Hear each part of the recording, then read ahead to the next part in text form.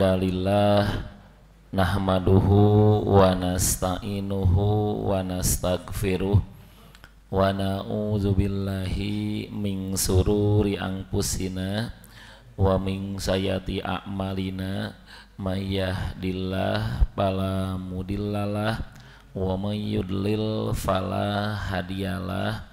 Asyhadu alla ilaha illallah wahdahu la syarikalah wa asyhadu anna muhammadan abduhu wa rasuluh amma ba'du. Bapak Ibu yang saya hormati, alhamdulillah di pagi hari ini kita bisa bertemu kembali, bisa kajian yang biasanya kita ngajinya jam 6 kurang, malah pas sekarang tuh jam 5.45, tapi saya tadi sudah menunggu Ibu di jam 4. Alhamdulillah ya. Nah, mohon maaf jadi dimajukan kajiannya karena saya mau mengusulkan untuk tahun depan bahwa hukum kurban dari sapi kuningan itu tidak sah, harus dari hewan ya, karena dari kuningan mah tidak sah. Nah itu, nah ini saya mau ke sana sekarang Ibu ya, mau keluar kota, makanya mohon izin tadi nanti di jam 6:30 lebih sedikit lah saya izin, makanya ini sebetulnya banyak bahasannya. Siap ya?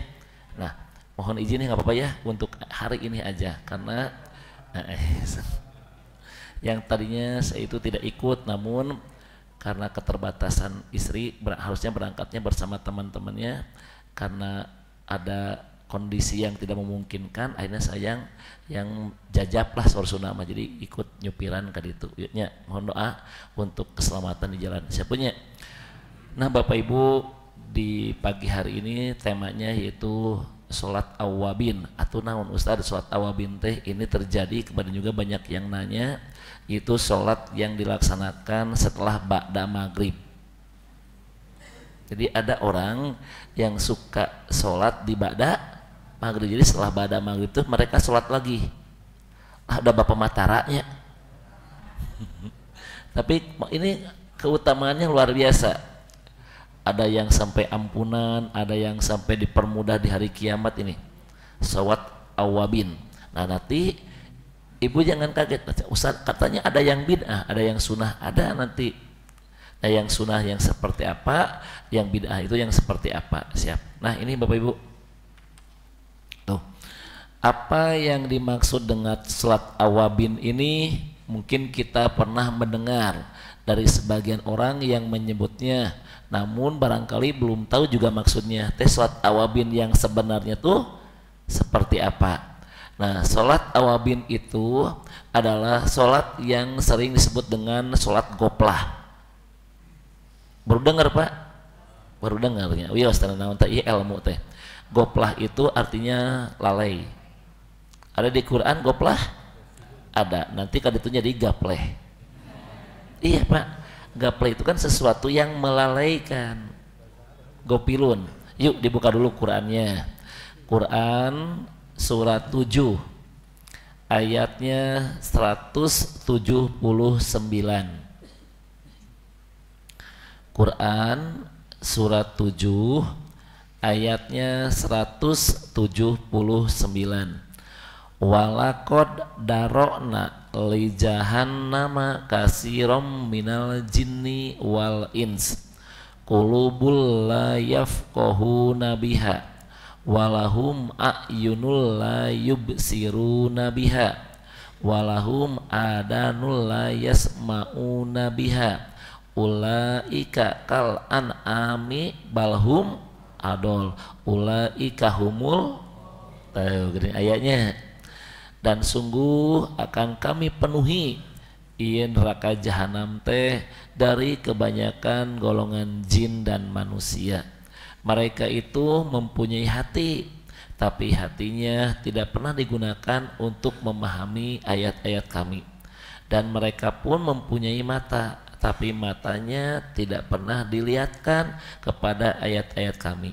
dan mereka pun mempunyai telinga, mempunyai pendengaran, tapi ternyata pendengarannya tidak digunakan untuk mendengarkan ayat-ayat kami. Mereka itu bagaikan binatang ternak, malah tambah parah, lebih parah daripada binatang ternak. Dan itulah orang-orang yang gapleh, orang-orang yang lalai itu. Jadi gofil itu artinya, nah sholat awabin itu adalah sholat yang melawan kelalaian. Nah kita tuh Artos. Jadi ada sebagian orang yang menganggap maghrib ke isya itu adalah sesuatu yang melalaikan. Makanya ganti dengan ibadah, dengan sholat supaya kamu tidak termasuk orang-orang yang lalai. Paham? Siap ya? Nah, berapa rakaat? Tuh Bapak Ibu, ini saya jelaskan. Sholat awabin itu adalah sholat yang dilakukan antara maghrib dan isya. Pada setiap rakaat membaca surat Al-Ikhlas sebanyak 40 kali. Di tengah perjalanan poho saberhiji ieu teh. Ya, ada yang menerangkan sholatnya itu adalah 4 rakaat. Ada juga yang 6 rakaat, ada yang sampai 12 rakaat. Nah, bahkan sampai 20 rakaat. Jadi emang dari maghrib ke isya itu dihabiskan untuk sholat. Sholat ini tampaknya tidak sedikit orang yang sudah mengamalkan, berarti banyak kalau tidak sedikit teh.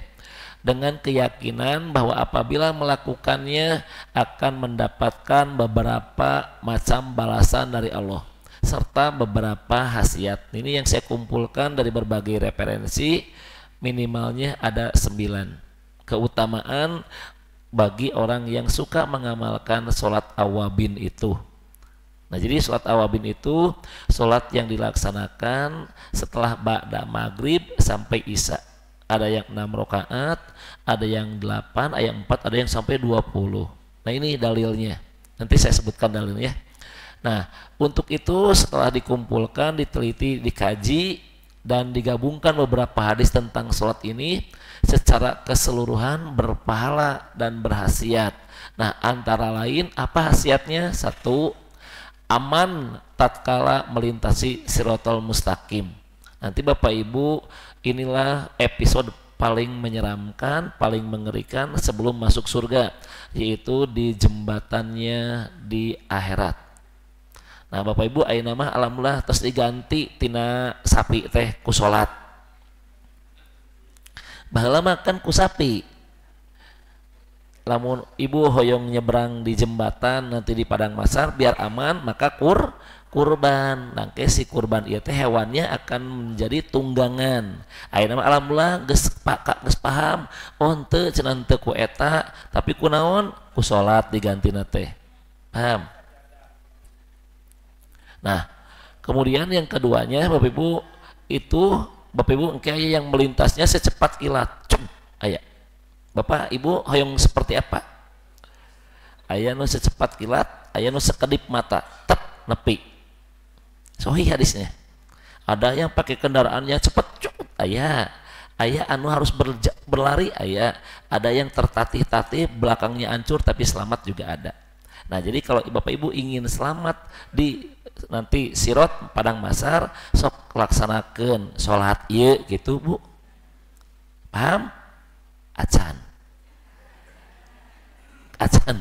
iya mah baru pendapat kartos. Ibu bari ngiringan kurban moal Ustaz tas sabaraha izin bari kurban atas alhamdulillah Ustaz ieu teh genep. Bapak Ibu pilih bari ngiring saha wae pameget sadayana moal sanes mahram. Karena mereka beranggapan hewan yang dikurbankan akan menjadi kendaraan. Kalau ditumpahkan ku tujuan keung atau lalaki kabeh. Nah, ibu kemudian kurbanlah tiap tahun atau kayak kadituna jadi ngangon kadituna teh. Da loba teuingnya. Nah, itu Bapak Ibu ternyambung. Nanti dibahas oleh Al-Hajj. Daging kurban yang kamu kurban atau hewan kurban yang kamu kurbankan sekali-kali darahnya, dagingnya, kulitnya, tulangnya tidak akan sampai ke Allah. Yang akan tembus ke Allah itu adalah ketakwaanmu. Tuh, paham? Termasuk ini Bapak Ibu. Tah ayeuna mah alhamdulillah teu cenah ku kurban mah moal nepi ku salat nu nepi mah tuh, ya. Yang kedua, tuh lebih parah iya mah jembatan itu teh sebanding dengan selai rambut dibelah 7. Bapak mah dibelah 2 banyak. Ya. Aman pada waktu menghadapi hisaban dari Allah. Yang ketiga, aman menghadapi mizan timbangan. Ini hampir semuanya bab akhirat. Kemudian diampun dosa dan disyafaati oleh 2 malaikat, karena malaikat nanti diizinkan oleh Allah pun memberi syafaat. Kemudian diangkat amalnya di iliyin, karena tempat yang tertinggi di akhirat adalah iliyin, tempat yang terbawah sijin, itu ada di al-mutafifin. Kemudian yang paling keren yaitu diampuni dosa selama 50 tahun deposito. Ya. Kemudian yang ketujuh, mendapat pahala sebanding dengan orang yang perang fisabilillah. Bapak Ibu terkedah ke Palestina atau saya sholat iya karena di Palestina mah kita maut kayak ujung lagi hutang can mayar jadi ribu meningku sholat iya ya. Tuh bahkan 20 ya selain hiji deui sebanding dengan 20 orang yang mati syahid ya, hiji mah kagok 20. Kemudian yang ke-8 diampuni dosanya walaupun sebanyak buih di lautan. Kemudian yang ke-9 mendapat balasan dari Allah sebanding dengan ibadah selama 12 atau kagok seetik 12 tahun banyak. Biasanya kalau hadis-hadis palsu mah 1000. Nah itu 30 tahun, 12 masa etiknya. Kita akan cek. Perlu diperhatikan Bapak Ibu bahwa mukmin tuh tentunya sangat mengharapkan itu kan. Dengan melihat tadi balasan-balasan kira-kira menggiurkan tidak? Menggiurkan. Inilah Pak ciri khas dari hadis-hadis yang bermasalah itu, dari segi pahalanya menggiurkan luar biasa. Nah, kemudian Bapak Ibu tapi ingat tuh, tapi pengharapan seperti itu janganlah menjadi sebab kurang periksa dan kurang teliti dalam mengamalkan amalan tersebut. Bakatku tergiur gabret we henteu teliti. Dan amin lagi jalami atuh Pak ningali amal, ningali balasan dari Allah begitu luar biasa, siapa yang tidak minat. Nah, kita cek Bu tuh sungguh tanpa diteliti kebenaran datangnya dari Rasulullah. Nah, adanya sholat goplah itu ini hadisnya tinggali. Dari Qatadah dari Anas bin Malik atau Anas luar biasa sahabat Rasul, Qatadah juga sahabat Rasul. Tentang firman Allah, keadaan mereka yang sedikit tidur di waktu malam itu Pak dalilna nu dianggena teh hari maghrib malam kan masuk malam teh maghrib. Nah, mereka sedikit sekali di waktu malam untuk ngobrol, untuk apapun itu, tapi digunakannya untuk ibadah. Nah, mereka menafsirkan ayat itu. Ya, nah maka mereka biasa sholat di antara maghrib dan isya.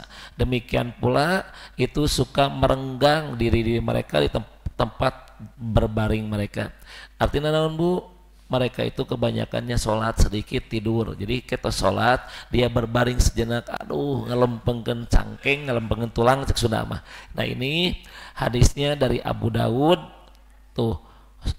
Kemudian ayat juga diambil dari Sohih wa doib, jadi Abu Daud yang sohih dan Abu Daud yang doibnya ada. Kemudian dari Al-Baihaqi dari kitab Su'abul Iman ya. Kemudian dari kitab-kitab fikih Naulul Autor.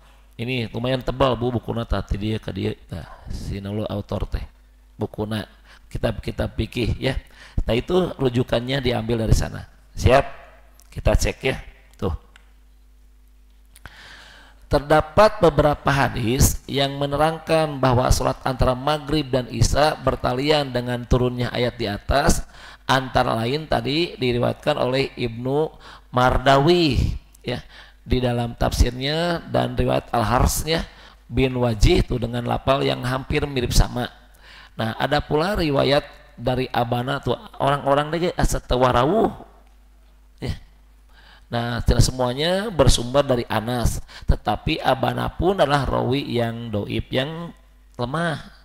Ada pula riwayat At-Tabrani dari sahabat Ibnu Mas'ud, tapi nanti juga lemah. Lihat Bu hadisnya lah. Ayat tuh dari Hudzaifah ia mengatakan, saya sholat bersama Nabi Shallallahu Alaihi Wasallam, sholat maghrib. Maka tatkala beliau selesai sholat maghrib, beliau berdiri lagi sholat dan terus sampai hingga sholat isya. Ini dalilnya. Tuh, ini hadisnya dari Ahmad. Itu rujukannya dari kitab Musnad Ahmad ya. Kalau Bapak Ibu punya di rumah silakan buka jilid kelima. Tak apalah buku nage. Nah, baiklah tenan naonnya. Nah, ada pula hadis yang diriwayatkan itu melalui Muhammad bin Nasr dari sahabat Anas juga. Jadi ujung-ujung nama ti Anas yang menerangkan bahwa Nabi Shallallahu Alaihi Wasallam melakukan sholat yang beliau mulai setelah sholat maghrib sampai datangnya isya, dan beliau mengumpulkan ayat yang tadi ya, tuh sesungguhnya sedikit sekali mereka tidur di waktu malam. Itu cenah Rasulullah Shallallahu Alaihi Wasallam sholat antara waktu maghrib dan isya. Ini, nah tuh bulan bu orang bahas. Maka dengan turunnya ayat itu Rasulullah sholat di antara maghrib dan isya, tetapi ternyambung anu mereka sedikit sekali tidur di waktu malam itu lagi berbicara mengenai tahajud. Sok dibuka Qur'ana gara nyambung aya nama. Quran surat 5 hiji ayatna 15 sampai 18. Quran surat 51 Az-Zariyat ayatnya dari mulai 15 sampai 18 ada. Sesungguhnya orang-orang yang bertakwa itu berada di taman-taman surga dan mata air, dan mereka selalu menerima apa yang diberikan Robnya. Dan mereka dulu di dunia adalah orang-orang yang senantiasa berbuat kebaikan, dan mereka sedikit sekali tidur di waktu malam. Taeta. Nah, ayat itu Bapak Ibu tidak berbicara sholat maghrib. Ayat itu lagi berbicara mengenai tahajud. Kalau dipaksakan untuk ditafsirkan di antara maghrib sampai isya ternyambung. Paham Pak? Ilmu dipaksakan ternyambung. Nah, mau mereka sedikit sekali tidur di waktu malam, artinya naon? Ini mah sudah menjelang mau tahajud, dipaksakan ke sini nggak nyambung dah. Emang maghrib ke isya mah bukan untuk tidur. Justru di hadis yang lain Rasul melarang untuk orang-orang yang tidur sebelum isya. Hari iya kumaha? Awal malam kan ternyambung. Malah ibu yang biasanya yang suka tidur setelah maghrib mah ibu anu make mau kena keneh dan bu, karena ibu kecapean udah wirid maksudnya rantai kena di pantai nu kitu ayo kitu teh ayo pelaku atau daya mah ya nu kieu nu kita nu di mau kena keneh kieu udah ngesare nyeri leher udah kieu terus bangun tengah malam meruas isya acan ayo nu kitu. Saking naon bu? Saking capek, saking capek, ya kan? Saking capek, kemudian mengerjakan kehidupan, akhirnya tidur. Itu cek Rasul tidak menyukai orang-orang yang tidur setelah maghrib atau sebelum isya. Ujungnya naon bu? Langsung melari biasanya teh. Bangun ruas tengah malam, langsung pakai sepatu batu bola, mumpung subuh kene, linglung pak, ya itu. Nah ibu tinggali bahwasanya Rasulullah menghidupkan antara maghrib dan isya. Beliau bersabda, itulah yang dimaksud nasihatul laili ya. Hadis ini pun tuh lemah ibu sadayana ya. Hadis di atas lemah, nu handap ge lemah. Tuh, barang siapa yang menghidupkan sholat antara zuhur dan asar, antara maghrib dan isya, maka akan diampuni dosa-dosanya dan disyafaati nanti oleh dua malaikat. Hadis IG doib malah Yarawina Habs bin Umar Al-Qasas ya. Siapa ini teh? Majhul, tewawuh, terkenal orang ieu teh saha. Tuh, hadisnya seueur. Nah, selain lemah dari segi sanad dan goncang. Naon goncangna? Tepuguh. nu sebut awabin teh naon gitu ya. Nah, kemudian ini yang tadi yang 4 rakaat, 6 rakaatnya ini ada dalilnya. Yang tadi ada di Iliyin. Dari Ibnu Abbas, ia mengatakan Rasulullah sallallahu alaihi wasallam bersabda, barang siapa yang salat 4 rakaat setelah maghrib tanpa bicara, ngobrol atau Bu, maka akan diangkat amalnya di Iliyin dan ia seperti orang yang mendapatkan Lailatul Qadar di Aqsa. Tuh. Dan itu lebih baik daripada melakukan sholat setengah malam. Hadis ini Ad-Dailami, kemudian tuh juznya ke-7 halamannya 393. Hadis ini lemah karena aya jalmi satu malah jalmina teh munkar, sok ngabohong, malah parah, sok malasukeun hadis, ditinggalkeun obrolan nage. Sebagaimana dinyatakan oleh Al-Iraqi tuh cenah rawi ieu teh munkar. Masih aya deui dari Ibnu tadi nu fisabilillah, aya kan? Dari Ibnu Abbas ia berkata Rasulullah bersabda, barang siapa yang mengerjakan 4 rakaat setelah maghrib maka ia seperti orang yang selesai perang setelah tuh, dan dengan satu perang yaitu perang fisabilillah. Hadisnya Ad-Dailami, orang cek deui. Hadis ini ge lemah, aya jalmi sami tuh bermasalah, lieurekeun deui busa liurna ya. Tuh sami ieu ge meskipun beberapa jalur anggar we lemah deui ya. Nu handapna tingali caranya tuh munkoti teh terputus percenahan atau tapi ternyambung ngobrol cek usah ramat tapi teu pernah ngaji ka asal rumah muda bari teu aya YouTube tapi dia mengatakan dari saya nyambung teu jaka sembung mawa gitu. Nu di jero masjid ge poho kabeh komo teu datang tak kitu atuh munkoti teh putus atuh ya kan kalau nyambung tadi di stip apa habi itu nya terus kalau itu terus kali iya mah teu ngaji tapi ngomong nanti abi sok nyambung teu iya ge jalur ka dieu ge belum tentu bener dia putusna baji aya rumah di Cikurubuk Kahuruan itu teh tusuk kudu sampai ke Burita itu di ujung itu harus rumah di Cikurubuk Kahuruan di dia imah warna bodas bari keren nyambung di tamahan nu kieu teh sok menambah-nambah itu terjadi pada hadisna di tamahan padahal mah ya komo beda jadi beda makna jauh teuing ya. Nah Bapak Ibu jadi teu aya ya. Kemudian salat awabin yang 6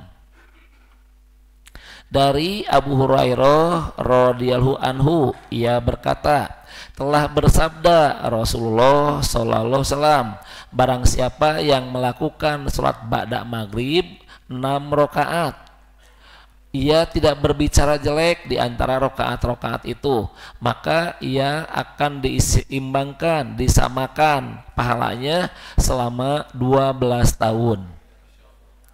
Tuh tili Ibnu Majah. Nah, hadis ini lemah nate jidan, lemah pisan disebabkan satu aya rawi yang bernama Umar bin Abu Qasam Al-Yamami, orang Yaman ya, yang nama lengkapnya Umar bin Abdullah Abu Qasam Al-Yamami. At-Tirmidzi mengatakan dari Al-Bukhari ia hadis seorang yang hadisnya lemah tusok ngelengitkeun hadis. Kadang-kadang aya hadisnya tadi disampaikan. Tuh Al-Bukhari mengatakan orang ini teh lemah pisan. Kemudian Ahmad bin Adi mengatakan iya sok ngabohong jelema eta mah ulah dipercaya tuh munkarul hadis. Paham Bu? Hiji eta nu kadua ya. Ini jadi rawi ini gue yang 6 rakaat keur hoream atuh ya. Dicaram atau teu Bu? Beresnya. Keur hoream dicaram ya. Yang kedua ya oke namina Abu Umar Habs bin Umar. Al-Hakim sendiri itu meriwayatkan dari Daruqutni bahwa orang ieu teh lemah. Kemudian Az-Zahabi kemudian mengatakan tuh Man tadi munkar sami ya. Jadi ieu bermasalah sadayana.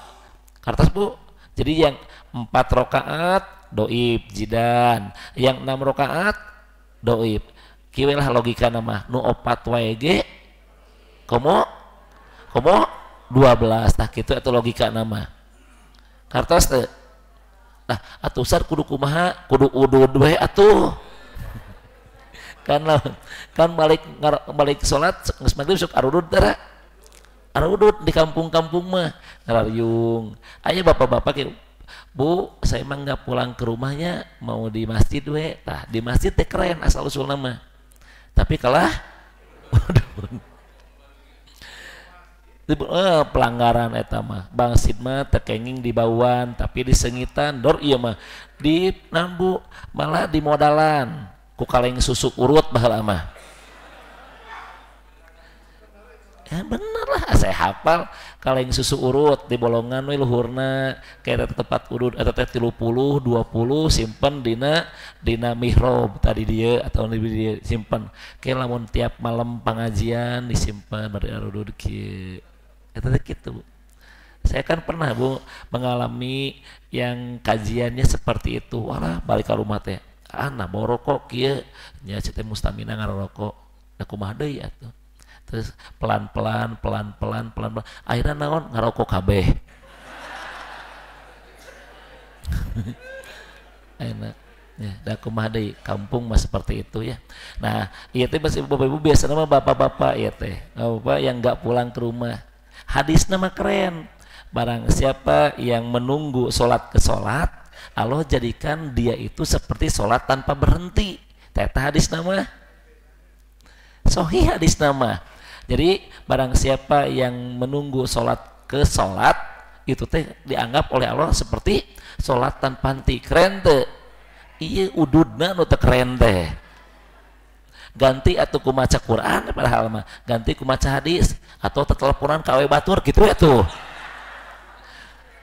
Si ayah asa betaheun kieu di masjidnya ngap ya pun ayah mah mau di masjidnya si istri mah sok iya Bu husnudon pulang-pulang ke setengah 8 teu dicek ai suatu saat teh keur kieu we mojok ya Allah di batur anu keur ngaji di dieu ya mualnya mualnya insya Allah ya mual. Lanjut ya Bu. Ya lemas ada yang nanya tuh. Kemudian malah Albani mengatakan sadayana hadis-hadis ieu teh maudhu palsu tuh ya. Makanya disebut teh bid'ah tuh ya. Gitu. Nah, komo ieu mah tuluy parah 20 rakaat gaskeun. Gaskeun lah ya. Rasulullah SAW tuh komo imam mengatasnamakan agati Aisyah. Dari Aisyah radhiyallahu anha, ia berkata Rasulullah SAW bersabda, barang siapa yang melakukan sholat 20 rakaat di antara maghrib dan isya, Allah akan membangunkan untuknya sebuah istana di surga. Palsu komo ieu mah. Tetapi mendingan kieu lamun ek nyieun hadis mending kieu meka ciri palsuna. Jadi ai tadi makan 12 tahun mah da saeutik atuh. Lamun ek nyieun hadis palsu kieu ame teu kapalang. Ya. Tuh, Imam Ahmad berkata lah si orang ieu teh tah ieu ya. Yakub bin Walid si Walid dah ya. Nah. Karena film si Walid ya. Yakub bin Walid al-Madani itu kata Imam Ahmad hati-hati dia itu pendusta dan sok malsukeun hadis. Oh, berarti palsu. Nah, atuh Ustaz ai abis kuping ai salat awabin anu sesuai contoh Rasul naon?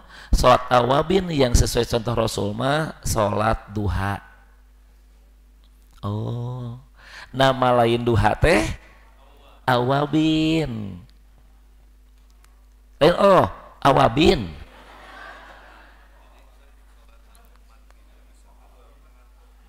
Maghrib unggul. Jadi ibu anu sohi tos cekap ba'da maghrib aja 2 rakaat. Kartos selebih dari itu itu doib dan palsu. Kartos ya disebut dengan awabin yang menurut Rasul mah bukan awabin yang maghrib ke isya, melainkan sholat duha, nama lainnya teh awabin. Nah usah di mana nanti ada hadisnya nih, hadisnya dari Zaid bin Arqam, ia berkata Rasulullah Shallallahu Alaihi Wasallam keluar menemui penduduk Kuba, lain Kuba Amerikanya, Kuba Madinah perbatasan kan Rasul membuat masjid tah gitu atuh. Sedangkan mereka sedang sholat. Maka Rasulullah SAW bersabda, sholatlah kalian sholat awabin, yaitu apabila anak unta mulai kepanasan. Ari anak unta kepanasan sholat naon? Duha. Kartos tah iya hadis nu handapna diperkuatna ku hadis Muslim dari Al-Qasim As-Saibani bahwasanya Zaid bin Arqam melihat ada suatu kaum sedang melaksanakan sholat di waktu duha. Ia berkata, bukankah kalian sudah tahu bahwa sholat pada waktu selain ini lebih utama? Maksudna mambu aya jalmi anu sholat teh isuk-isuk pisan. Saur Zaid bin Arqam teh padahal mah oleh di dieu waktu nu utama mah tunggu sakedeung deui supaya ke lamun anak unta dijemur mulai gigi brig jeung itu Bu, you know gigi brig aya sate kan sate gibrig aya kan ya gitu kan. Nah sesungguhnya Rasulullah SAW telah bersabda, sholat awabin adalah sholat yang ketika anak unta mulai berteduh, karena itu biasanya jam sabaraha, jam 8 jam 10 nyana sholat naon. Nah eta tuh namanya sholat duha.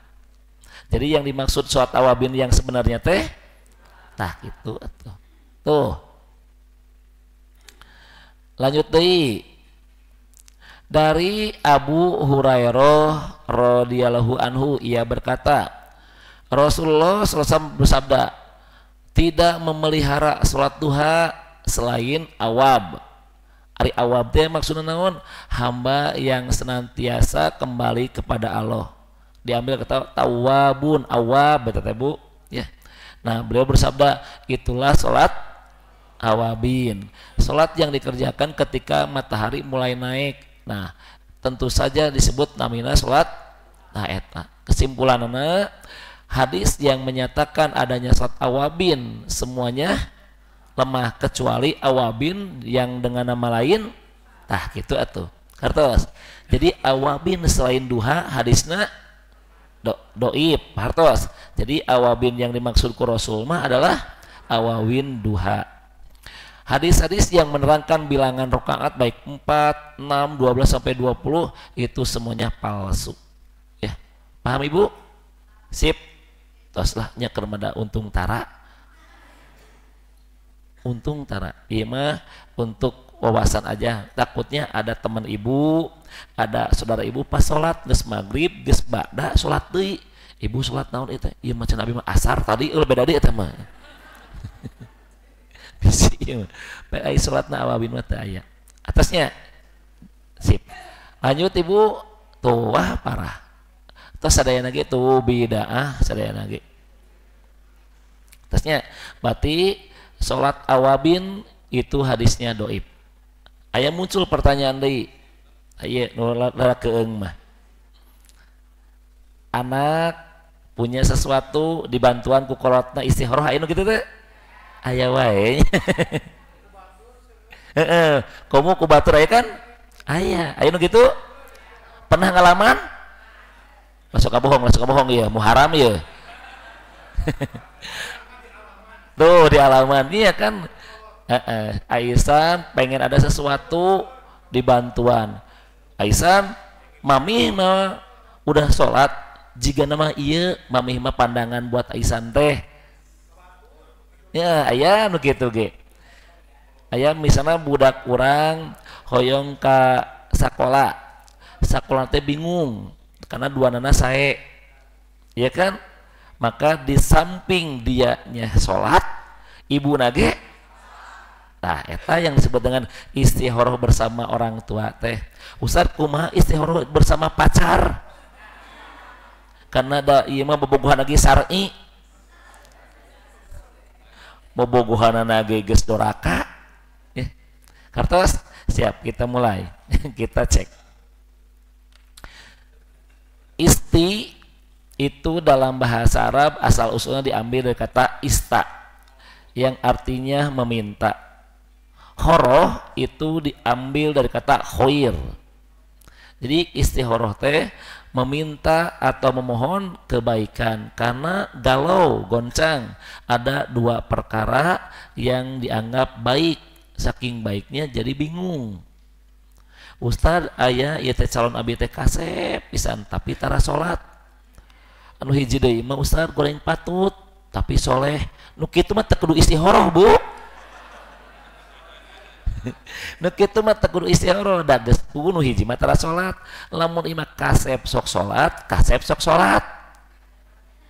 Bingung ya Allah. Diuji duanana. Cik mana nu terbaik gitu, ari hiji tara salat, hiji sok salat, ngan pedah wajah editeun bae. Bapak Ibu percaya na? Iya hadisna Bapak Ibu. Aya hadisna naon? Ada seorang perempuan didatangi ku laki-laki, mohon maaf namun wajahnya ilah awan. Kemudian si perempuan itu nolak, dah hak dia nolak mah Bu.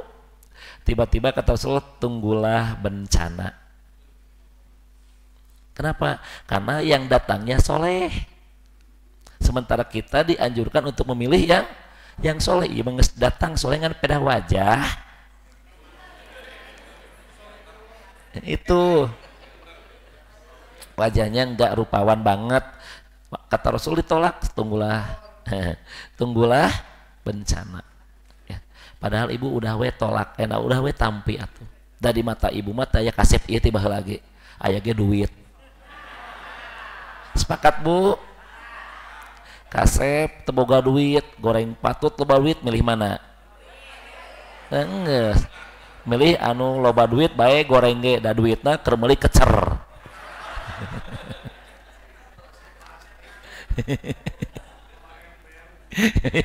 Tuh aya operasi plastik loba emer botut cenah ya. Urang robah heula ya. Tuh Ibu siapnya. Nah, weh nih secara syar'i bahwa istihoroh itu berdoa memohon hanya kepada Allah agar diberikan pilihan yang terbaik untuk dirinya dan dirimu dan diri dig ya. Menurut makna sih betul maupun syariah tampak bahwa siapapun yang melaksanakan sholat istihoroh haruslah dengan sepenuh keikhlasan benar-benar menyerahkan pilihannya kepada yang diminta, memberikan pilihan yang terbaik bagi dirinya. Dalam hal ini yaitu yang diminta siapa? Ya Allah ta'ala. Oleh karena itu dirinya wajib meninggalkan terlebih dahulu kecenderungan hati kepada salah satunya. Enggak, abi mah asa cenderung ka dieu atuh lain istihoroh. Udah, ya Allah bingung abi teh tinggalkeun duanana salat ka Allah. Gitu maksudna mah. Nah, hal itu pun menunjukkan bahwa yang melakukan istihoroh hanya yang bersangkutan, karena dia yang punya urusan anak. Orang tua mah hanya membantu doa. Ya Allah, mudah-mudahan budak abdi teh pamaksadanana dipermudah, lain miluan istihoroh. Jadi istihoroh itu hanya untuk personal karena dia yang tahu akan pilihannya. Nanti hasilnya ibu mohon maaf ditolak lewat mimpi, ditolak. Itu tidak. Mimpi itu ditolak. Da ibu bapak lain nabi. Jadi nanti ada kecenderungan hati atau oleh Allah dibukakan itu keutamaannya dan keburukannya. Yang ketiganya diberikan wajangan dari orang-orang yang terpercaya. Itulah jawabannya. Nu mana A? Oh iya siap. Bapak Ibu, jawaban istihoroh itu tidak diambil melalui mimpi, karena ilmu syar'i tidak berdasarkan mimpi. Namun Istihoro itu nanti rujukannya hasilnya satu, oleh Allah akan dibukakan perkara tersebut keutamaannya atau keburukannya. Yang kedua, kecenderungan hati kita kemana. Dan yang ketiganya yaitu dari orang-orang yang terpercaya, misalnya dari orang tua atau teman yang ibu anggap jujur kesaksiannya. Abi mah asa ningali eta mah istri eta mah sabager pisan, abi ningali pisan, itu. Atau neng, ibu mah pernah ningali si eta teh bager, oh nya eta teh jawaban dari istihoro untuk mimpi tidak diambil. Sepakat ya, paham ya. Karena ibu, dan istihoro itu tidak mesti harus malam. Kenapa orang-orang mengambil malam? Untuk lebih memfokuskan diri, untuk lebih husu. Padahal kalau siang husu pun itu sahih, mangga boleh. Kartos nanti dibimbing langsung doanya oleh Rasulullah. Tapi kalau ibu belum hafal doanya, nggak apa-apa pakai bahasa Sunda, nggak apa-apa pakai bahasa Indonesia ge. Ulah ya Allah, tahnu eta we, lain gitu. Tapi ibu nanti sebutkan, ya Allah, aku teh punya pilihan, si A teh kasep bari soleh, si BG soleh bari kasep, dan kami ya Allah bingung untuk memilihnya.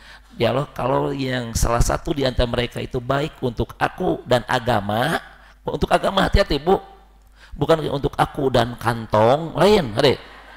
Tapi untuk aku dan agama, maka mudahkan ya Allah, dan apabila tidak baik untuk aku, jauhkan ya Allah. Itu doanya. Boleh setelah sholat, boleh disujud. Pakai bahasa Indonesia sah, sohih, boleh. Ya Allah, tah nu eta orang panyingkiran, eta kudu. Loba bapak nu orang panyingkiran teh, bisi salah kata dibaratin ieu, ya Allah lain eta. Maka orang sebutkan pan tadi kartos, itulah istihoro. Pahamu diurang masuk di bantuan kesepuhna teu aya, komo leuwih parah mah di puasaan ku kolotna. Aya budak keur sakola keur ujian kolotna saum. Bab ibu kunaon saum? Da poe Salasa ayeuna mah kodo sanes budak abi Ustad keur ujian, mudah-mudahan we dimudahkeun ujianna teu nyambung. Kartos lain teu nyambung doana, teu nyambung amalna. Kartos karena ibadah itu harus didasari ku dalil. Ayat teu Rasul ngajarkeun lamun sesuatu kudu ku saum, teu aya. Lamun ngadoa mah ya Allah mudahkannya putra abi nu ujian gitu. Kartos siap ya. Nah, ini doanya tuh. Ini doanya nih, Allahumma inni astahiruka bi ilmika eta. Ya lamun emang belum bisa bahasa Arabnya, bahasa Indonesia aja. Nih. Ya Allah, aku minta dengan ilmumu. Tuh kan, karena ilmu Allah itu menyeluruh ya. Kemudian dan aku mohon untuk ditetapkan takdir kepadaku dengan kekuasaanmu. Aku mohon ya Allah kepadamu dari keutamaanmu yang agung. Sesungguhnya engkau maha kuasa dan aku mah tidak mampu. Engkau maha tahu, aku mah tidak tahu.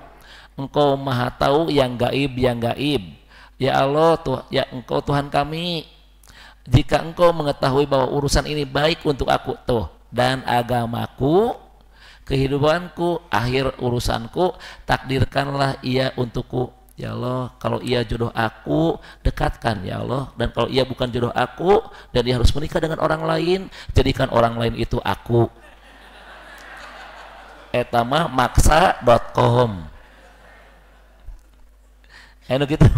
Ya Allah, kalau dia jodoh aku, dekatkan. Kalau ia bukan jodoh aku dan ia harus menikah dengan orang lain, jadikanlah orang lain itu aku. Etama maksa. Ibu pengen tahu jodoh ibu? Itu ada di Anang Hermansah.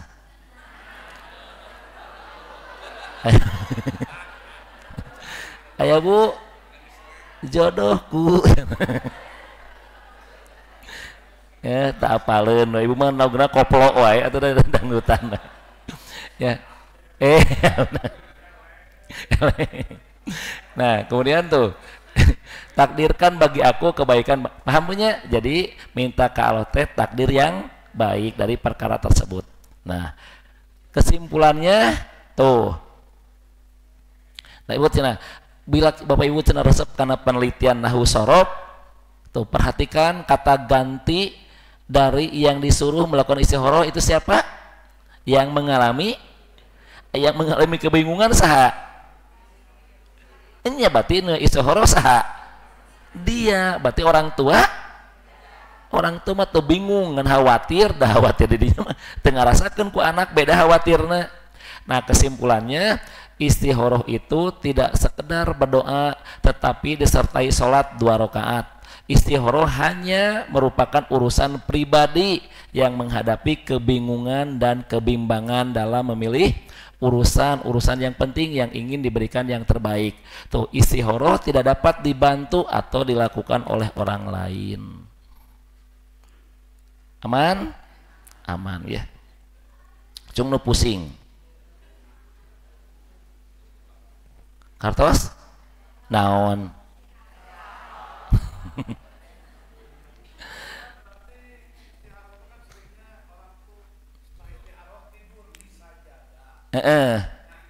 Siap. Tidur di sajadah mah pek wae. Teu aya. Nganu teu meunang mah dina rel kareta mah teu meunang. Jadi mau tidur di sajadah dengan beranggapan nanti aya wangsit. Nah, eta nu jadi mistis teh. Aya wangsit. Wangsitan naon? Ngaku nabi keung mah, Bu. Jadi itu palsu. Geus lain doib deui eta mah palsu cenah ke abi menang uang kan gara-gara tidur teh ya tadi. Paham? Bapak Ibu, sebetulnya ini surat istikharah sudah saya bahas, tapi karena ini mah kasus-kasus hadisnya pun tidak dimasukkan yang dulu. Ibu yang pernah kajian istikharah nggak gini ke jawabannya.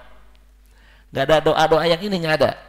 Makanya kan ada yang saya juga update lagi itu. Jadi ada kasus-kasus terbaru dimunculkan. Kartos, paham Ibu? Jadi aya untuk tidur di sajadah. Tidur mah silahkan di ranjang masing-masing. Kalau tidak punya ranjang, di sofa. Tidak sofa nya ngagoler we. Ngan teu meunang. Di sofa di marwah bener ya. Yang penting mah jangan sampai di rel kareta, bahaya. Ongko ieu minta yang terbaik, pireuh jawabanana kudu bunuh diri keun, Bu. Paham Ibu? Sip. Naon? Nah, Bapak Ibu, saya tadi udah janji mau izin. Yesnya. Yes, untuk hari ini aja mudah-mudahan ya, tidak ada keperluan yang lainnya. Bapak Ibu, sebetulnya masih ada ini banyak tuh. Iya Pak, salat tobat menurut fikih sunnah. Aya Pak, jadi fikih sunnah dibahas deui engke aya. Iya panjang Bapak Ibu tinggali. Tuh hadisna lengkap. Ya. Nanti rame iya mah Bu. Ya, karena di ulama yang lain ada yang mensohikan salat tobat teh. Insya Allah nanti dibahas di minggu depan kalau Allah masih mengizinkan, saya masih ada umur ya. Robana la tuji gulubana ba'daid hadaitana wahablana min ladunka rahmah innaka antal wahhab. Robana atina fid dunya hasanah wa fil akhirati hasanah wa qina adzabannar. Assalamualaikum warahmatullahi wabarakatuh.